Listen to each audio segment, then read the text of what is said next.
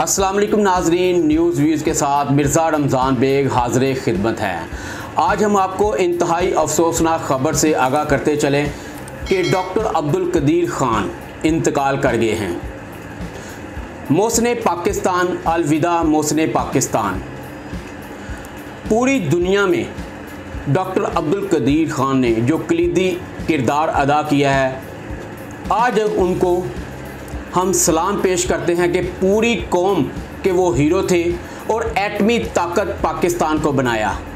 आज हम उनकी ज़िंदगी पे तफसीली रोशनी डालेंगे और उन हक़ाइक़ से पर्दा उठाएंगे जिनके बारे में लोगों को नहीं पता। उसके लिए हमने अपने स्टूडियो में दावत दी है मिर्ज़ा नसीर बेग सीनियर सहाफ़ी को।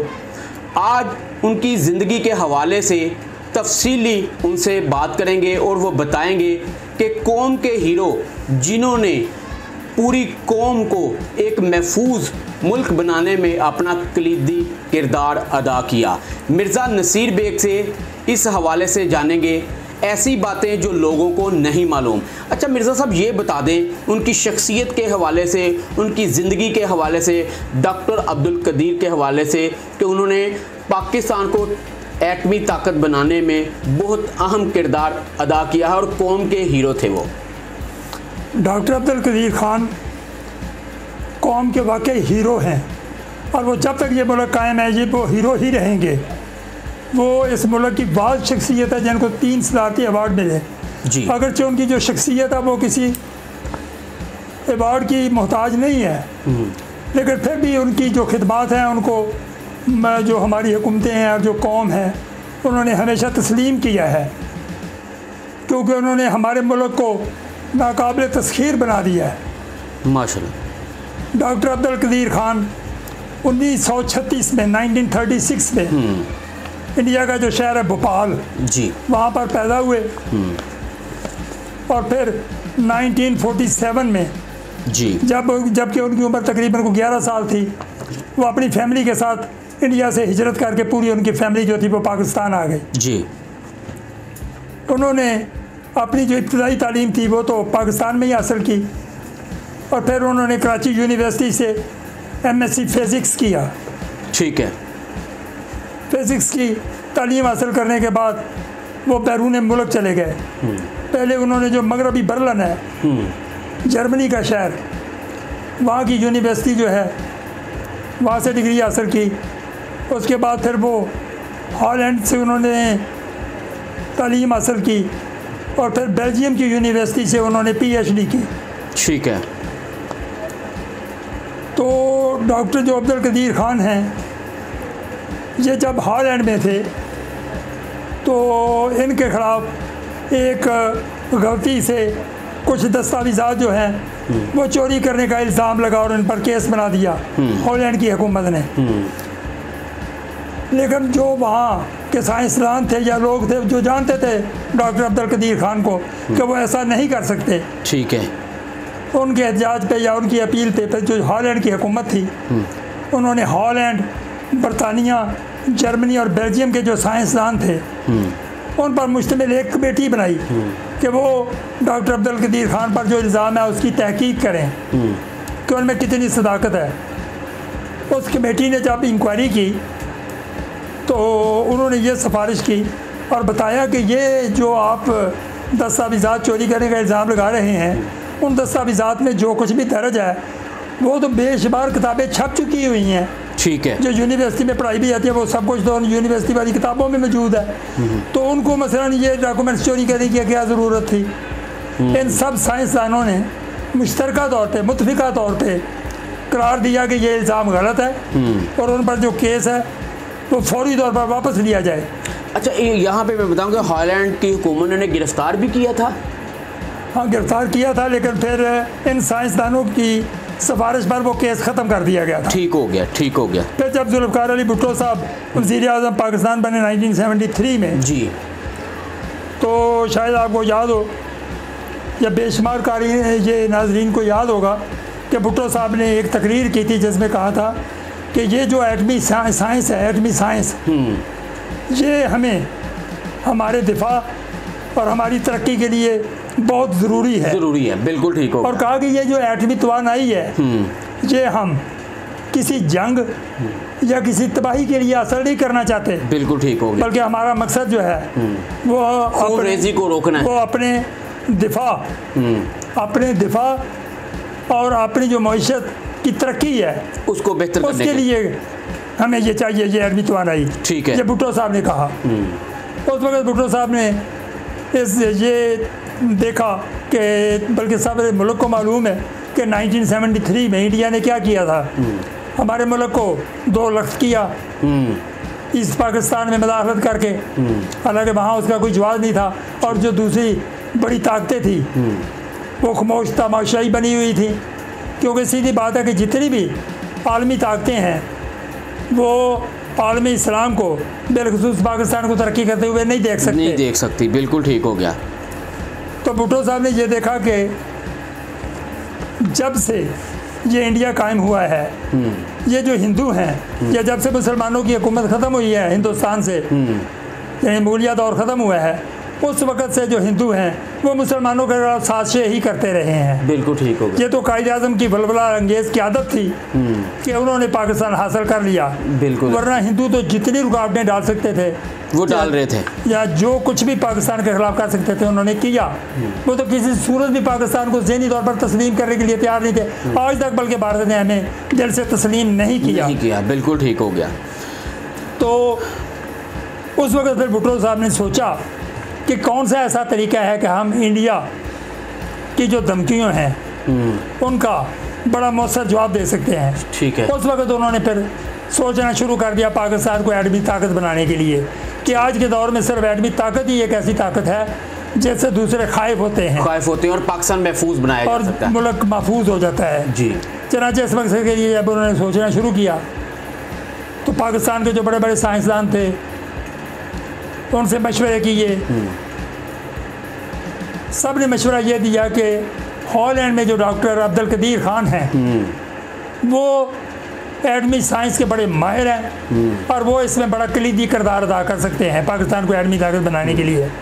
तो फिर भुट्टो साहब ने दावत दी डॉक्टर अब्दुल कदीर खान को कि वो पाकिस्तान आ जाएं और मुल्क की खिदमत आके करें। गुड। तो डॉक्टर अब्दुल कदीर खान ने उनकी ये दावत कबूल की। तो वो इतनी आसाइशें, इतनी ऐशो-इशरत की ज़िंदगी जो थी हॉलैंड में छोड़ के वो पाकिस्तान आ गए। यहाँ आके उन्होंने पहला काम ये किया कि ये जो कोहोटा है, कोहोटा पिंडी के पास, वहाँ कोहोटा में रिसर्च लेबॉर्ट्रीज़ कायम की, जिनको आजकल अब्दुल कदीर खान रिसर्च लेबॉर्ट्रीज़ भी कहा जाता है। ठीक हो गया। और वहाँ पे उन्होंने ये जो उस वक्त जो हुकूमत थी उन्होंने यूरेनियम जिससे एटम बम तैयार होता है इसकी अफजूदगी की जिम्मेदारी दी इनको। तो उन्होंने ये जिम्मेदारी कबूल की और बेलाखिर वो यूरेनियम को अफजूदा करने में कामयाब हो गए। ठीक हो गया। अब इसका मतलब था कि पाकिस्तान, उस वक्त तक पाकिस्तान का जो एटमी प्रोग्राम था बड़ा खुफिया तरीके से चल रहा था। तो फिर ये जो बड़ी ताकतें थी, एटमी ताकतें थी, उनकी आंखें खुली कि ये पाकिस्तान जो है ये तो उस रास्ते पे चल पड़ा है, एटमी ताकत बनने के रास्ते पे चल पड़ा है। तो फिर एटमी ताकतों ने दबाव डालना शुरू किया पाकिस्तान पे कि ये किसी तरीके से एटमी ताकत ना बने। बिल्कुल ठीक हो। लेकिन जो भुट्टो साहब थे वो लगे हुए थे अपने तौर पर खुफिया तरीके से कि पाकिस्तान जो है ये एटमी ताकत बन जाए। वो बड़ी जो ताकतें थी, उनकी जो धमकियाँ थी, साजिशें थी, उनको खतर में नहीं ला रहे थे। ठीक है। बेलाखिर भुट्टो साहब ने एक बड़ी कामयाबी हासिल की कि 1976 में भुट्टो साहब ने फ्रांस से एटमी प्रोसेसिंग प्लांट जो है जी वो हासिल करने का मुआहदा तय कर लिया। ठीक है। ये एक बहुत बड़ी कामयाबी थी पाकिस्तान की। राइट हो गया कि फ्रांस के साथ एटमी प्रोसेसिंग प्लांट हासिल करने का मुआहदा कर लिया। कुल कीमत जो थी प्लांट की वो थी $40 करोड़ उस वक़्त जी। पाकिस्तान ने उसकी जो पहली किस्त थी कीमत की $10 करोड़ वो अदा भी कर दिए। ठीक है। जब ये अदा कर दिए तो एटमी जो ताकतें थी उस वक्त बड़ी बड़ी, जैसे अमेरिका है, रशिया है, बरतानिया है, रूस है, ये बड़ा सट पटाए इन्होंने फिर देखा कि पाकिस्तान तो असर नहीं ले रहा, भुट्टो साहब तो असर नहीं ले रहे हमारी किसी धमकी का। उन्होंने फिर फ्रांस पे दबाव डालना शुरू कर दिया कि अगर तुम पाकिस्तान को एटमी प्रोसेसिंग प्लांट फरोख्त करोगे तो एक हिसाब से अमेरिका और यूरोप जो है वो तुम्हारा बाईकाट कर देगा। ठीक हो गया। उनका ये कहना था असल में कि पाकिस्तान के पास जो अमेरिकन F-16 त्यारे हैं और जो फ्रांसीसी मिराज त्यारे हैं उनमें इतनी सलाहियत है कि इन त्यारों की मदद से पाकिस्तान जो है वो इंडिया के दूर दराज के जो शहर हैं उनको तो वहाँ पर भी एटम बम गिरा सकता है इन त्यारों की मदद से। सही। उस वक्त फिर ये हुआ कि भुट्टो साहब ने फिर भी इस बात का असर ना लिया, वो अपने तौर पे लगे रहे इस काम पे। और सबसे बड़ा क्रेडिट डॉक्टर अब्दुल कदीर खान साहब का था कि उन्होंने पहले एटमी ये जो थी यूरेनियम को अफजूदा करने की सलाहियत हासिल की, फिर एकदम उन्होंने ऐलान किया बाद में गालबन 1996 में कि हमने एटमी रिएक्टर जो है वो बनाने की सलाहियत भी हासिल कर ली है। गुड। अब जब एटमी रिएक्टर बन गया तो समझो एटम बम बन गया। एटम बम बन गया। तो अब जब ये सलाहियत हासिल कर ली डॉक्टर अब्दुल कदीर खान साहब ने और इसका बाकायदा उन्होंने दावा भी कर दिया, ठीक हो गया, ओपनली, तो अमेरिका ने पाकिस्तान को रोकने के लिए क्या किया, प्रेसलर अमेंडमेंट जो थी, प्रेसलर तरमीम के जरिए पाकिस्तान पर हर किस्म की इमदाद रोकने की यानी पाबंदियां आयद कर दी। पाकिस्तान को किसी भी तरीके की इमदाद नहीं दी जा सकती। अच्छा, इसमें और जो ऐलानात किए भी हुए थे वो भी वापस ले। अच्छा, इंडिया ने भी तो धमाके किए, तो उस पर तो अमेरिका ने ये उनकी इमदाद बंद नहीं की थी, पाकिस्तान पे की थी। ये एक सवाल, यही एक वो बात थी जिसकी वजह से भुट्टो साहब ने पाकिस्तान को एटमी ताकत बनाने का सोचा। जी, भुट्टो साहब ने देखा कि ये जो एटमी ताकतें हैं या बड़ी ताकतें हैं जी, ये कहती कुछ है, करती कुछ है। बिल्कुल सही है। उन्होंने देखा कि हमारा जब ईस्ट पाकिस्तान हमसे अलहदा हो रहा था तो हमने यूएनओ में भी जाके शोर मचाया, आलमी सतह पे भी शोर मचाया। उस वक्त बड़ी ताकतों ने ज़बानी कलामी तो बड़ा कुछ कहा कि अच्छा हम जंग बंदी करवाते हैं, हम ये करते हैं, हम वो करते हैं, लेकिन किया कुछ भी नहीं। ये जो एटमी ताकतें और बड़ी ताकतें हैं ये सिर्फ तमाशा देखती हैं। अच्छा, मुझे ये बताएं, इसका क्रेडिट भुट्टो साहब को देंगे, मुशर्रफ को देंगे, या फिर जो नवाज शरीफ है उनको देंगे एटमी ताकत? मेरी नज़र में सबसे बड़ा क्रेडिट भुट्टो साहब का है। ठीक हो। भुट्टो साहब का क्रेडिट इस वजह से है कि पाकिस्तान को एटमी ताकत बनाने की पहली जो सोच है इस मुल्क में वो भुट्टो साहब की थी। और उस पर भुट्टो साहब पर अमेरिका के उस वक्त जो थे वज़ीर ख़ारजा डॉक्टर हेनरी किसिंजर, उन्होंने बड़ी ज़ालिमाना किस्म की धमकियाँ दी थी भुट्टो साहब को। ठीक हो गया कि हम आपको ये कर देंगे, वो कर देंगे, फिक्स अप कर देंगे, ये कर देंगे, वो कर देंगे, इमदाद बंद कर देंगे। तो वो फिक्र याद होंगे भुट्टो साहब के, जब भुट्टो साहब ने कहा था हम एटमी ताकत ज़रूर बनेंगे, बेशक उसके लिए हमें घास खा के ही गुजारा क्यों ना करना पड़े। जब भुट्टो साहब ने कहा था कि हम घास खा लेंगे, ठीक हो गया, ठीक, कोई बात नहीं, हमारी इमदाद बंद हो जाएगी, हम घास खा लेंगे, लेकिन हम एटमी ताकत ज़रूर बनेंगे। और आखिरकार वो अपने मकसद में कामयाब हो गए। और फिर देखेंगे जब फ्रांस ने भी पाकिस्तान का साथ छोड़ दिया, उस वक्त भी भुट्टो साहब ने हौसला नहीं छोड़ा, बल्कि जो भी डॉक्टर अब्दुल कदीर खान साहब कहते रहे कि इन चीज़ों की ज़रूरत है, इन पुर्जों की ज़रूरत है, तो इस मशीनरी की ज़रूरत है, वो किसी न किसी तरीके से भुट्टो साहब मुल्कों से ला के देते रहे। राइट हो गया, बिल्कुल ठीक है। तो मतलब मटीरियल जो था या सोर्सेज तो भुट्टो साहब देते थे, डॉक्टर अब्दुल कदीर खान साहब तो आगे फिर एक मामार थे ना जो बनाने वाले। बिल्कुल ऐसे ही है। तो इस हिसाब से मैं ये कहूँगा कि जो भुट्टो साहब है असल एटमी कुव्वत बनाने के पाकिस्तान के मामार भुट्टो साहब है। अच्छा, ये भी बता दें लास्ट में, और फिर मैं सबसे बड़ी बात जो सबसे बड़ा क्रेडिट देता हूँ डॉक्टर अब्दुल कदीर खान साहब को जी, वो ये है कि आज वो बिल्कुल फौत हो गया। वो तो एक दुनिया का हमेशा तो ऐसे दस्तूर है कि जिसने आना है उसने जाना है। दुख ज़रूर होता है ऐसे बंदों के जाने का, लेकिन वो इस मुल्क को एटमी साइंसदानों की एक ऐसी टीम दे गए हैं कि जब तक अब ये मुल्क कायम है वो टीम कायम है, वो आगे टीम तैयार करेगी, ये टीमें अब तैयार होती रहेंगी। इस वजह से अब ये मुल्क कभी भी एटमी साइंसदानों की जो है ना टीमें, उनसे महरूम कभी नहीं होगा ये मुल्क जो है। ये डॉक्टर कदीर खान का इस मुल्क पर बहुत बड़ा एहसान है। क्या मैसेज देंगे आज जो हमसे बिछड़ गए हैं डॉक्टर अब्दुल कदीर, क्या कौम को मैसेज देंगे साहब? देखिए, उन्होंने इस मुल्क को नाकाबिल तस्खीर बनाया, हमारा जो दिफा है उसको तो नाकाबिल तस्खीर बनाया। लेकिन मैंने पहले शुरू में एक बात कही थी कि किसी भी मुल्क के इस्तेहकाम के लिए दो चीज़ों के इस्तेहकाम की ज़रूरत होती है, एक अंदरूनी इस्तेहकाम, एक बैरूनी इस्तेहकाम। डॉक्टर अब्दुल कदीर खान और उसकी टीम ने इस मुल्क को जो बैरूनी यानी कि जारहियत है या जो दिफा है हमारा उसको तो नाकाबिल तस्खीर बना दिया, ठीक है। लेकिन जो हमारा अंदरूनी इस्तेहकाम है, इस्तेहकाम जी, वो आपके भी सामने है कि आज भी हमारे अंदर जो है वो साजिशें हो रही हैं मुल्क को कमज़ोर करने के लिए, मुल्क को तोड़ने के लिए बैरूनी ताकतें कई लगी हुई हैं। बिलखुसूस इंडिया को देख रहे हैं, इंडिया तो कभी भी नहीं चाहता कि पाकिस्तान किसी भी शोबे में तरक्की करे। तो इस वजह से मेरा तो यही पैगाम है कि डॉक्टर अब्दुल कदीर खान की रूह को हम सिर्फ इसी तरीके से खुश कर सकते हैं कि हम मुल्क को अंदरूनी तौर पर इतना को मजबूत कर दें, इतना मजबूत कर दें कि कोई भी बैरूनी ताकत हमें अंदरूनी तौर पर खोखला ना कर सके या अंदरूनी तौर पर कमज़ोर ना कर सके। जैसे डॉक्टर अब्दुल कदीर खान ने मुल्क को बैरूनी जारहियत से नाकाबिले तस्खीर बनाया, इसी तरीके से हमारी कौम जो है वो मुल्क को अंदरूनी तौर पर नाकाबिले तस्खीर बना दे।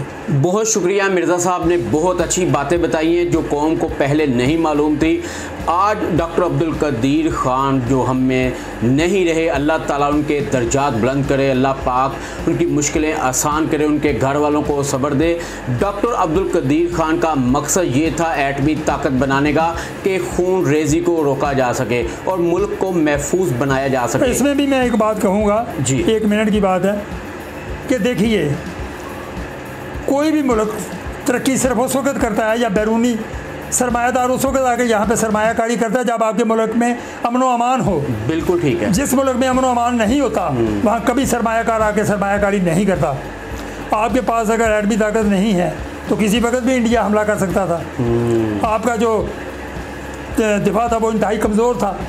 बिल्कुल ठीक है, क्योंकि इंडिया आपसे बहुत ज़्यादा बड़ा मुल्क है। तो उन्होंने क्या किया कि बैरूनी तौर पे आपको उन्होंने नाकाबिले तस्खीर बनाया, जिसका मतलब ये था कि मुल्क की खून रेजी रुक गई है, अब रुक गई है। अब अमन व अमान होगा, बैरूनी जारहियत से तो आप महफूज हो गए हैं। अब आप अंदरूनी तौर पर भी मुल्क को उतना ही मुस्तहकम कर दें जितना डॉक्टर अब्दुल कदीर खान ने बैरूनी जारहियत से बचाने के लिए मुल्क को मजबूत किया है। जी बिल्कुल जी, ये डॉक्टर अब्दुल कदीर खान का एहसान हमेशा कौम याद रखेगी। आज उनको इस्लामाबाद फैसल मस्जिद में सुपुर्दे खाक किया जाएगा। हमारी दुआ है अल्लाह ताला उनकी आखिरत की ज़िंदगी को आसान बनाए, अल्लाह ताला उनकी मग़फ़िरत करे। आज का अब्दुल कदीर खान का जो मैसेज आप तक हमने पहुंचाया है यकीनन आपको पसंद आया होगा। हमारी वीडियो को लाइक भी कीजिएगा, सब्सक्राइब भी कीजिएगा। तब तक के लिए अपने मेज़बान मिर्ज़ा रमज़ान बेग को इजाज़त दीजिए। अल्लाह हाफ़िज़।